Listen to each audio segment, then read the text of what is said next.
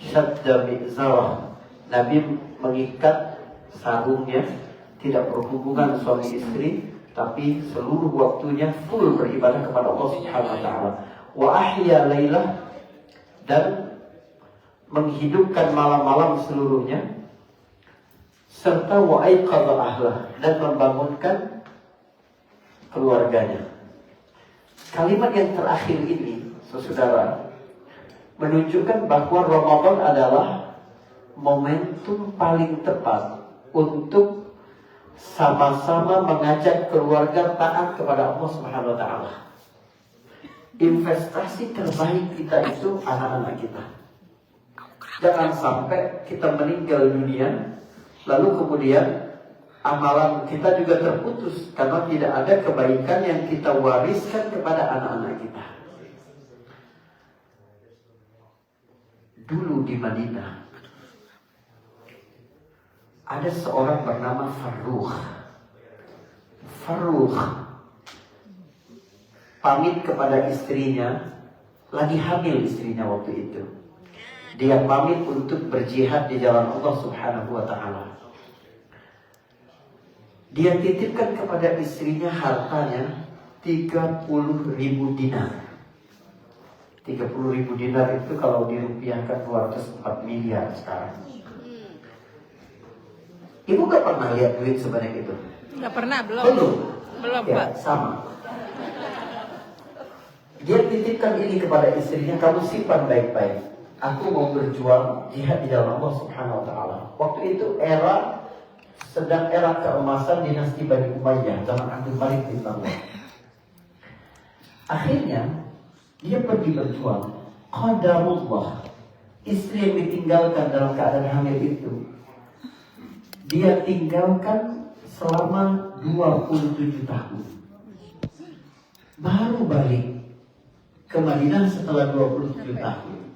Dia masuk ke rumahnya, Farrukh tadi masuk ke rumahnya. Lalu kemudian dia dapati ada seorang pemuda di rumahnya. Dia marah sekali. Celaka kamu berada di rumah aku. Kata pemuda itu, kamu yang celaka karena masuk rumah kami tidak izin. Bertengkar dua orang itu sampai perempuan tua dari dapur keluar dan melihat. Terkejut dia dan berkata, Farrukh, itu adalah anakmu Rabi'ah. Rabi'ah itu adalah ayahmu Farrukh. Ternyata itu adalah anak yang dia tinggalkan ketika istrinya masih dalam keadaan hamil 27 tahun yang lalu. Akhirnya berpelukanlah anak dan bapak itu. Setelah itu, ini kisah nyata ya. Setelah itu, Farrukh ke kamarnya, beres-beres, bersih-bersih, beristirahat. Dia tanya kepada istrinya, di mana uang yang aku titipkan kepadamu 30.000 dinar itu?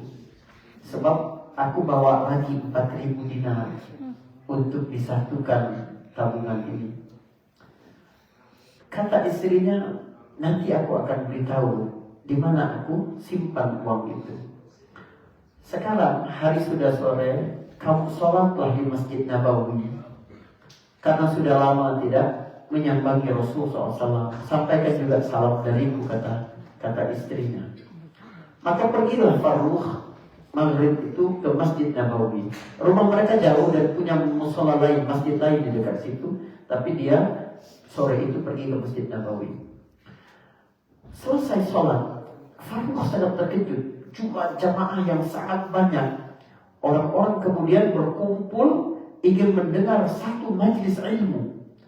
Farrukh tercengang dan berkata kepada orang di sebelahnya, ini majlis ilmu siapa? Kok sampai seramai ini? Orang di sebelahnya berkata, kamu orang baru ya? Ini guru besar, Rabi'ah ibn Farrukh. Betapa terkejutnya Farrukh. Dia pulang ke rumahnya menangis terharu, dia peluk istrinya.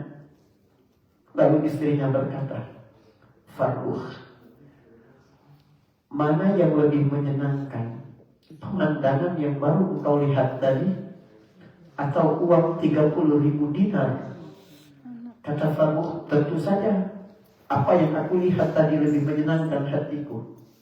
Kata istrinya, uang 30.000 dinar itu sudah aku belanjakan semuanya untuk biaya pendidikan anak kita sampai dia seperti sekarang. Kata Farukh kepada istrinya, wallahi ma dhayatil mal. Demi Allah, engkau tidak menyia-nyiakan harta yang aku titipkan, kata Farukh. Itulah syekh terkenal di Madinah, Rabi'ah Ar-Ra'i. Rabi'ah Ar-Ra'i adalah guru Imam Malik bin Anas. Imam Malik bin Anas yang banyak terinspirasi fikihnya itu dari seorang tabi'in, Sa'id ibn Musayyib, ternyata tidak dapat langsung sebab Malik bin Anas lahir pada tahun 93 Hijriah, sedangkan Sa'id bin Musayyib wafat tahun 94. Jadi dia masih berumur 1 tahun. Ada perantara guru antara Imam Malik dan Sa'id bin Musayyib, 2 orang guru, Imam Az-Zuhri dan Rabi'atul Ra'i. Subhanallah. Coba bayangkan kalau kita dapat meninggalkan itu. Kita kalau memikirkan yang penting meninggalkan harta untuk anak-anak kita yang cukup, kita lupa pada esensi sebenarnya manusia itu harus dibekali apa? Dibekali keimanan. Nabi SAW tidak cukup beribadah sendiri, tapi mengajak keluarganya untuk beribadah kepada Allah Subhanahu Wa Taala. Demi Allah, saudaraku, ketaatan itu butuh circle positif, butuh support system yang membuat kita saling menguatkan di dalam ibadah, dan itulah yang membuat Allah Subhanahu Wa Taala menurunkan rahmatnya ke dalam satu keluarga. Rahimallahu rajulan qama minal lail fa shalla rak'ataini wa ayqadha ahla fa in abat nadhaha fi wajhihal ma wa rahimallahu imra'atan qamat minal lail wa ayqadhat zawjah fa in aba nadhahat fi wajhihil ma. Allah menurunkan rahmatnya kepada seorang laki-laki yang bangun malam untuk sholat, lalu dia membangunkan istrinya untuk ikut sholat bersama-sama, saling mengajak, saling menguatkan, saling mengingatkan untuk taat kepada Allah Subhanahu Wa Taala.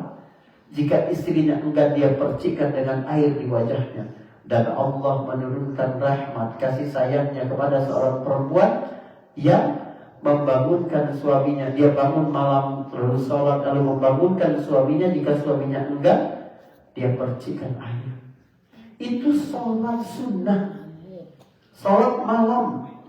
Bagaimana istri-istri sekarang abai, gak berani bangunin suaminya untuk sholat subuh. Coba bayangkan, satu kamu, istri siapa itu?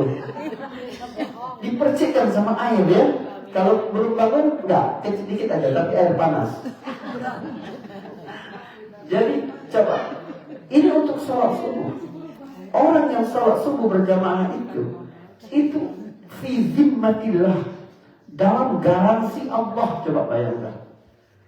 Kalau keluarga kita, kepala keluarga kita garansi oleh Allah Subhanahu Wa Taala, keluarganya digaransi oleh Allah Subhanahu Wa Taala. Tapi kita tidak perhatikan hal-hal yang dapat mendatangkan rahmat dan keberkahan di rumah kita. Itu bahaya sekali. Apa mau ibu-ibu ada imam di Riyadh dulu buat sayembara ya, mana-mana istri yang tidak membangunkan suaminya untuk sholat subuh, dia akan carikan istri kedua untuk suaminya, dan dia akan biayakan itu. Benar, besoknya masjid penuh semua ya. Takut semua ternyata. Dikasih surga gak mau, diancam kawin lagi, takut semua. Coba, luar biasa itu. Baik, saudara, ini malam ke-21 ya. Masya Allah, saya tandain ya. Jadi, ini malam ke-21, dan itu bukan satu-satunya amalan. Tapi bagaimana kita menjadi lebih dekat kepada Allah Subhanahu Wa Taala, lebih unggul dalam ibadah dalam 10 malam terakhir itu. Kenapa? Sebab di situ ada malam yang lebih baik daripada malam 1000 bulan. Malam 1000 bulan lebih baik daripada itu. Itu satu anugerah yang besar sekali dari Allah Subhanahu Wa Taala. Coba kita perhatikan. Allah menurunkan satu surah tentang penurunan Al-Quran itu, yaitu surat Al-Qadar. Allah berfirman, Inna anzalnahu fi lailatul qadr. Wa ma adraka ma lailatul qadr. Lailatul qadr khairun min alfi syahr. Tanazzalul malaikatu war ruhu fiha bi rabbihim min kulli amr. Salamun hiya hatta matla'il fajr. Ini surah ada keunikan matematik di dalam surah ini. Yang pertama adalah jumlah kata di dalam surah ini 30 kata sebanyak 30 hari dalam sebulan. Dan kata salamun hiya, penuh kedamaian malam itu, hiya-nya itu tepat di kata yang ke-27. Banyak ulama yang berpendapat bahwa malam Lailatul Qadar itu malam 27. Tapi itu bukan tahdid, bukan sesuatu yang pasti. Artinya dia bisa datang, kata Nabi SAW, carilah Lailatul Qadar itu pada 10 malam terakhir di malam-malam ganjilnya.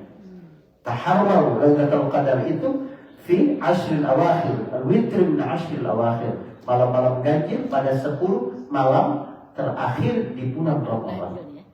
Yang kedua, keunikan dari surah ini adalah Allah mengulang kata Lailatul Qadar sampai 3 kali. Apa yang Allah turunkan di malam Lailatul Qadar tadi? Apa Pak? Al-Quran. Di dalam surah itu Allah tidak ada sama sekali menyebutkan Al-Quran kecuali dalam bentuk kata ganti. Coba bayangkan, dalam bentuk kata ganti. Allah menyebutkan pertama kali saja langsung kata ganti. Inna anzalnahu. Sesungguhnya kami menurunkan dia, maksudnya Al-Quran. Kalau dalam pembicaraan normal, nggak boleh kita langsung menggunakan kata ganti sebelum menyebutkan bendanya. Saya membeli mangga di pasar, lalu saya memakannya di dapur. Boleh. Kalau saya bilang, saya membelinya di pasar, lalu saya memakannya di rumah. Emangnya apa? Nyanya itu apa? Tapi Allah tidak menyebutkan Al-Quran sama sekali di situ. Seolah-olah kalian sudah tahu semua. Sesuatu yang diturunkan oleh Allah di malam yang sangat agung itu adalah sesuatu yang sangat agung yang tidak usah disebutkan lagi namanya. Justru yang disebutkan namanya Lailatul Qadar sampai 3 kali. Tolong diingat, surah ini hanya terdiri dari 5 ayat. 3 ayatnya Allah sebutkan Lailatul Qadar. Saking agungnya malam itu. Dan Allah ketika menyebutkan wa ma adraka ma Lailatul Qadar, tahu gak kamu apa itu Lailatul Qadar? Allah bukan nyuruh kita tahu, tapi Allah ingin memberitahu bahwa kamu gak bakal tahu keutamaan malam itu kecuali aku beritahu. Semua kata wa ma adraka di dalam Al-Quran adalah cara Allah untuk memberitahu bahwa sesuatu itu tidak sama dengan bayangan kamu. Allah cerita tentang hari kiamat. Al-Qari'ah, satu ketukan besar. Mal-Qari'ah, ketukan apa itu?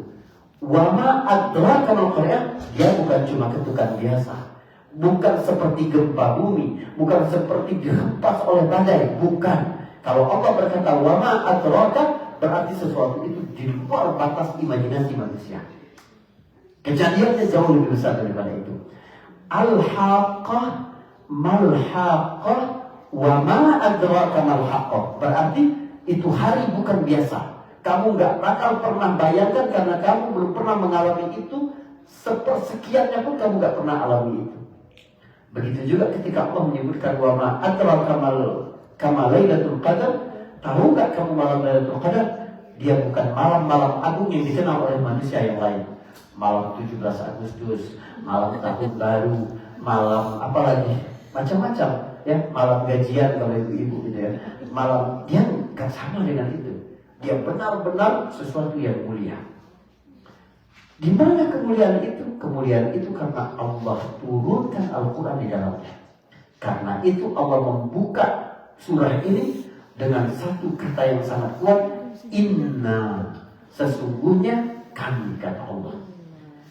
Allah ketika berkata bahwa sesungguhnya kami yang menurunkannya, itu harus ada rasa di dalam diri kita bahwa betapa luar biasanya nikmat Allah. Dia langsung memberikan kepada kita satu kitab yang menjadi pedoman dalam hidup. Seluruh nikmat dari Allah. Tapi dia datang tidak langsung. Anda pakai baju sekarang, baju ini dari Allah. Tapi kalau anak Anda yang masih kecil dibilang, Papa beli baju di mana? Ini dari Allah. Dia nggak bakal bisa terima itu. Dia harus dijawab seluruh rangkaian panjangnya. Papa beli baju ini di toko, ya, dengan uang hasil kerja Papa. Papa bisa kerjakan apa? Papa diberikan kesehatan. Kesehatan itu dari Allah. Karena Papa berbisnis, customer beli ke kita, yang menggerakkan hati para konsumen untuk beli ke kita itu adalah Allah. Jadi ini dari Allah. Prosesnya panjang. Tapi ketika menyebutkan Al-Quran, seolah-olah Allah sedang memberikan langsung kepadamu. Inna anzalnahu fi lailatul qadar. Kami menurunkannya pada malam Lailatul Qadar. Allah bahkan tidak menyebut kepada siapa Allah turunkan di dalam surah itu. Beda dengan surah-surah yang lain. Dalam surah Yusuf, dalam surah Al-Kahfi, Allah sebutkan, Allah turunkan kepada hambanya. Allah turunkan kepada engkau ya Muhammad. Tapi malam Lailatul Qadar, Quran seolah turun buat kita semua. Lailatul Qadar. Malam itu adalah malam yang sangat mulia. Di mana kemuliaannya? Tanazzalul malaikatu war-ruhu fiha bi'izni rabbihim min kulli amr. Kata tanazzalu menunjukkan sesuatu yang kontinu, terus menerus. Kenapa langit pada pagi hari setelah Lailatul Qadar itu menjadi teduh, tapi dia tidak mendung? Karena malaikat sedang pada naik, sehingga cahaya matahari pun masih terbungkus dengan cahaya para malaikat itu.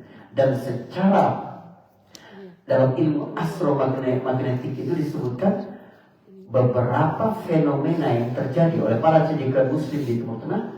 Beberapa malam di bulan Ramadan itu memang ada, di mana keadaan kosmik berbeda, ya, dalam pengamatan ilmiah berbeda dari malam-malam sebelumnya.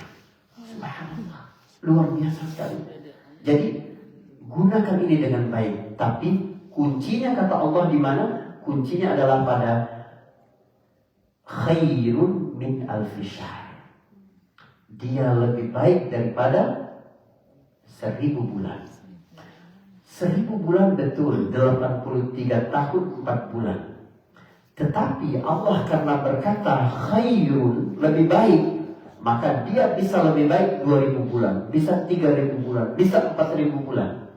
Kalau kita ambil minimalnya aja 1001 bulan misalnya, 1001 bulan berarti 83 tahun 5 bulan. Jika kita berjumpa dengan Lailatul Qadar, maksudnya dapat kebaikan Lailatul Qadar 10 kali Ramadan saja, maka sudah 840 tahun lebih, 850 tahun kita seolah-olah beribadah tanpa Lailatul Qadar.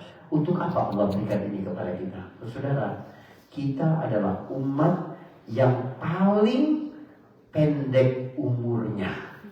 Maka Allah Subhanahu wa ta'ala menciptakan skenario-skenario agar kita dapat menyaingi pahala umat-umat terdahulu.